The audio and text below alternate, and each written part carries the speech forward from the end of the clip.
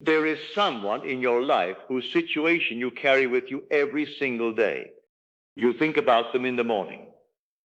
You think about them before you sleep. And when their face comes to mind, so does the weight of everything they are going through. You have told yourself that this is what love looks like, that to care is to carry, that to be a good mother, a good friend, a good son or daughter is to feel the full burden of what the people you love are facing. I want to tell you something tonight that will be difficult to hear. What you call love is in truth the most powerful creative force you possess, pointed directly at keeping them exactly where they are. Every time you picture their struggle and feel the dread of it, you are not simply worrying. You are imagining. And imagination, as I have taught for many years, does not distinguish between what you fear and what you desire. It creates what you dwell in. And if you dwell in the image of someone you love suffering, you become, without knowing it, one of the invisible forces sustaining that very suffering. This is not a comfortable truth, but it is the truth that will set you free and set them free with you. I know this because of a woman I will call MB, a woman who stood in exactly the position you are standing in now. And what she did in the days that followed did not require money or connections or any physical act whatsoever. It required only a shift in the state she was willing to occupy. Stay with me, because what she discovered you can begin tonight. MB had traveled from Los Angeles to visit her daughter in San Francisco. She expected to find the young woman she had always known, bright, capable, full of spirit. Instead, she found someone she barely recognized.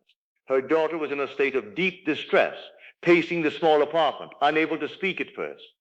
When the words finally came, they came all at once. Her daughter was in serious financial trouble. She needed $3,000, not in a week, not at the end of the month, immediately. MB was not without means, but $3,000 in cash at a moment's notice was beyond what she could lay her hands on quickly. She offered to try, to borrow it, to find it somehow, to be the mother who solves the problem. Her daughter refused, not out of pride alone, but because she had heard her mother speak of these teachings before. She had heard of imagination, of assumption, of the quiet power that operates beneath the surface of all visible things. And in her desperation, she turned to the only resource she believed might actually reach the depth of what she needed. "Help me your way," she said. MB had attended my lectures for some time. She had tested this law before, quietly, in the small circumstances of her own life, and she had seen it work. MB understood immediately what was being asked. Not for money, not for action, for something far more precise than either. And so she sat with her daughter, and together they made a decision that the rational mind would have called absurd.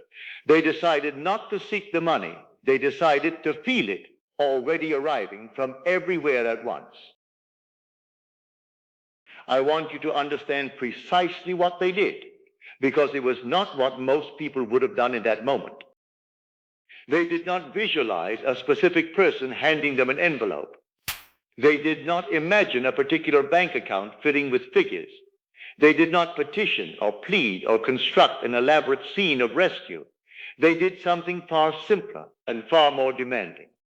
They closed their eyes and they imagined money flowing toward the daughter from every direction, not from any named source, not through any devised channel, simply flowing the way water flows toward the lowest point. Abundant, natural, already in motion. And as they hailed that image, they did not hold it with tension. They held it with joy. This is the distinction most people miss entirely. They attempt to imagine the wish fulfilled while secretly gripping the fear that it will not come. They construct the scene with one hand and dismantle it with the other. The image forms, and the doubt rushes in behind it. MB and her daughter refuse that posture. They imagined with the feeling of joy, not the desperate joy of one who hopes, but the settled joy of one who already knows. The kind of joy that has no urgency in it, because urgency belongs to those who are not yet certain. They sustained that mood together, not for hours, not through elaborate ritual. Simply, they dwelt in the feeling that the supply was already moving, already present, already answered. And then IMB returned to Los Angeles. She did not check for signs. She did not telephone her daughter every hour, measuring the outer world against the inner act. She simply went home, carrying within herself the quiet conviction that what had been imagined was already in the only reality that matters, done. When MB arrived home, she telephoned her mother, as she often did after a long journey, simply to say that she had returned safely.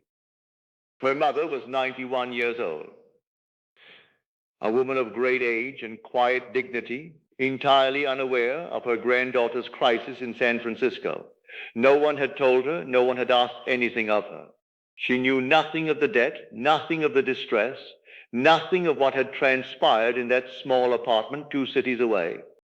And yet, her mother's voice on the telephone was unusually insistent. "Come and see me," she said. "Come now. I cannot wait." MB wanted a day's rest after her journey, but something in her mother's tone would not be refused. So she went.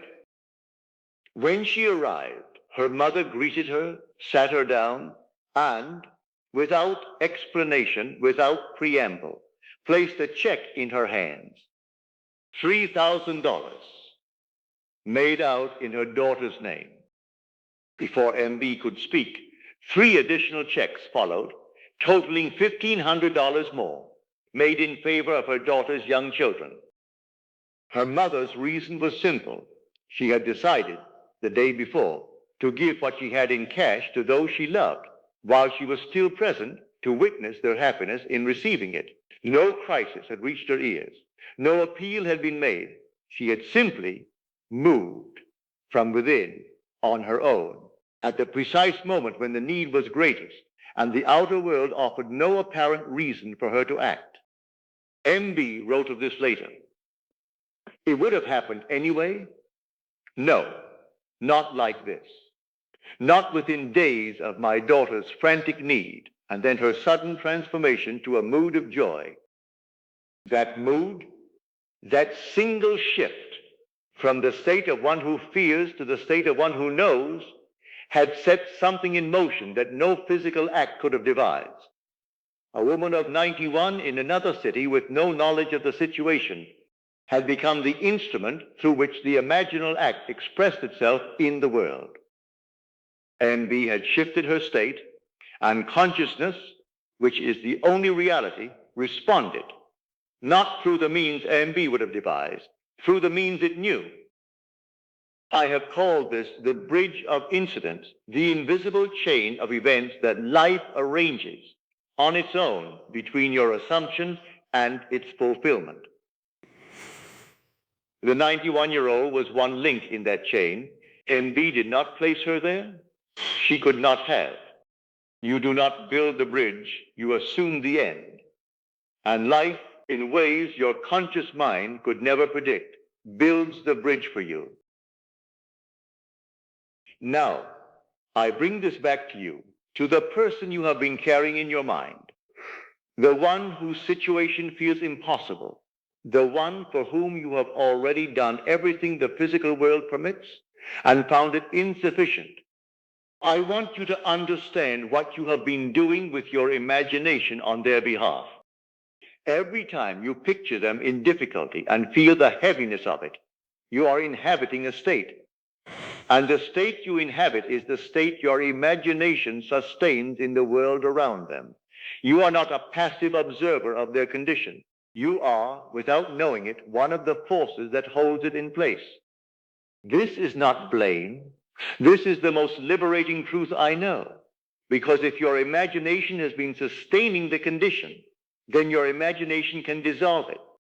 not by trying harder, not by constructing elaborate scenes, not by forcing a feeling you do not naturally possess, but by doing precisely what MB and her daughter did, condensing the whole of the desire into a single mood, the mood of one who already knows the supply is present, the mood of one for whom the answer is not coming, but already here.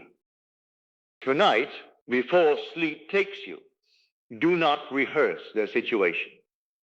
Do not run through the problem, the numbers, the closed doors. Do not imagine their face etched with worry. Instead, imagine their face as it will appear when the burden has lifted.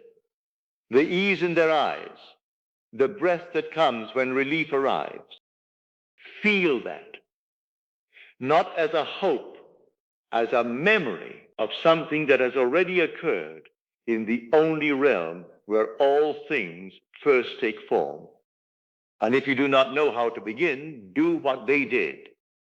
Do not ask where it will come from. Do not construct a face, a name, a specific means. Simply close your eyes and feel the supply already moving toward the one you love. Not forced, not directed, simply drawn, the way water finds its way without being told which path to take. Hold that feeling with joy, not the joy of one who hopes, the settled joy of one who already knows. You do not need to know where it will come from. MB did not know about her 91-year-old mother. She could not have known. The bridge was built by an intelligence that operates far beyond the reach of the planning mind. Your only responsibility is the state you occupy. Occupy the state of one whose prayer has already been answered, for yourself and for the one you love. Do it with joy, not urgency. Do it as one who knows, not as one who hopes. And then let it go. Return to the ordinary texture of your day. Trust the law that has never failed when the imaginal act is complete and the assumption is held without wavering. The 91-year-old who knew nothing, moved, so will the world for you. Now, let us go into the silence.